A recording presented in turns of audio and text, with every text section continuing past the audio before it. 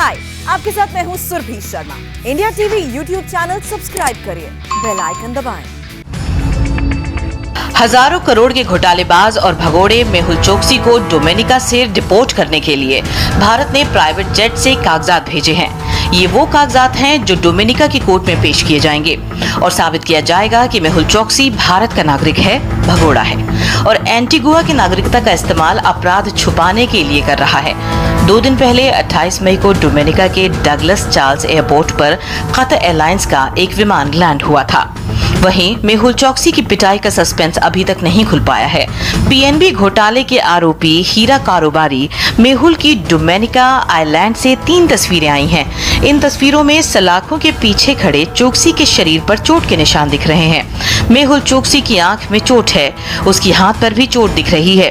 तस्वीरें Antigua media के हवाले से आई हैं। एंटीगुआ से लापता होकर डोमिनिका में मिले चोकसी को चोट कैसे लगी, इस पर कोई पुख्ता जानकारी नहीं मिल पाई है, लेकिन भारत में मौजूद चोकसी के वकील का आरोप है कि चोकसी को अगवा कर टॉर्चर किया गया है। इस केस की अगली सुनवाई 2 जून को डोमिनिका की हाई कोर्ट में होगी। मुंबई के एक 5 स्टार होटल पर मुंबई की मेयर किशोरी पेडनेकर ने छापा मारा है। इस होटल ने अपने पैकेज के साथ वैक्सीन लगवाने का ऑफर दिया था। होटल में वैक्सीनेशन ऑफर पर सरकार की तरफ से रोक लगाई गई है। नियम के मुताबिक वैक्सीन सिर्फ वैक्सीनेशन सेंटर पर ही दी जा सकती है। मुंबई के 5 स्टार होटल ललित में एक पैकेज डील दी जा रही है जिसमें वैक्सीन भी इन्वॉल्व है। उस बारे में खुद जायजा लेने के लिए मुंबई की मेयर किशोरी पेडनेकर इस समय यहाँ पर पहुंची हैं। हालांकि आईसीएमआर और हेल्थ मिनिस्ट्री के जो गाइडलाइंस है उसके तहत किसी भी होटल में ये पैकेज डील देना या वैक्सीन देना इलीगल है, अलाउड नहीं है। इसको लेकर हेल्थ मिनिस्ट्री की तरफ से कल एक गाइडलाइन भी जारी किया गया, प्रेस नोट भी जारी किया गया, जिसमें ये कहा गया है साफ तौर पर कि जो कोविड वैक्सीनेशन सेंटर्स हैं सिर्फ उन्हीं पर वैक्सीन दी जा सकती है। इस तरीके के होटल्स पे पैकेज डील के जरिए वैक्सीन देना अवैध है। मुंबई के 5 स्टार होटल में कार्रवाई करने के बाद मुंबई की मेयर ने कहा कि लोगों की जान के साथ खिलवाड़ करने वालों को सजा दी जाएगी। मुझे लगता है ये होना चाहिए क्योंकि लोगों की जान से नहीं खेलना चाहिए और राज्य को पता नहीं, मुंबई महानगर पालिका को पता नहीं, जो कंपनी आती है वो बिजनेस करने के करती होगी और ये एसओपी भी फॉलो नहीं करती, तो मुझे लगता है ये गलत है और उनके लिए सख्त कड़ी ये होना चाहिए, जानकारी हो करके उनकी सजा हो। प्रधानमंत्री मोदी ने मन की बात में अपनी सरकार के 7 साल में कामकाज का लेखा जोखा दिया है। मोदी ने कहा कि दशकों में न हो पाने वाले काम उनकी सरकार ने 7 साल में कर दिखाए। सड़क से लेकर सैटेलाइट तक रिकॉर्ड कामयाबी मिली है। दशकों पुराने विवाद शांति से सुलझा लिए गए।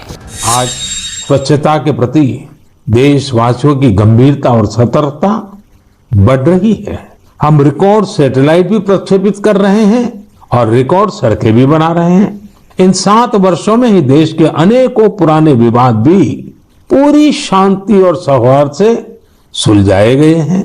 पूर्वोत्तर से लेकर कश्मीर तक शांति और विकास का एक नया भरोसा जगा है। साथियों, क्या आपने सोचा है ये सब काम जो दशकों में भी नहीं हो सके, इन 7 सालों में कैसे हुए?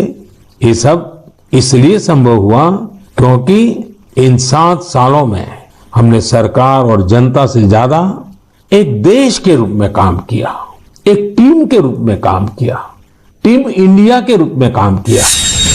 देश में कोरोना के केस में बड़ी गिरावट का सिलसिला जारी है। पिछले 24 घंटे में देश भर में कोरोना के 1,65,000 नए मामले सामने आए हैं। पिछले 46 दिनों में आज कोरोना के सबसे कम नए मामले सामने आए हैं। कम केस आने का असर ये हुआ है कि एक्टिव केस की संख्या में भी बड़ी गिरावट आ गई है।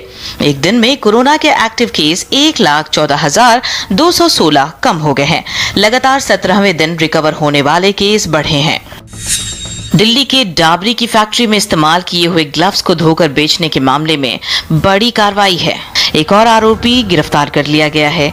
इंडिया टीवी ने दिखाया था कि फैक्ट्री में इस्तेमाल किए हुए ग्लव्स धोकर और साफ कर फिर से बेच दिया जाता था। कुल मिलाकर अब तक 6 लोगों को गिरफ्तार किया गया है।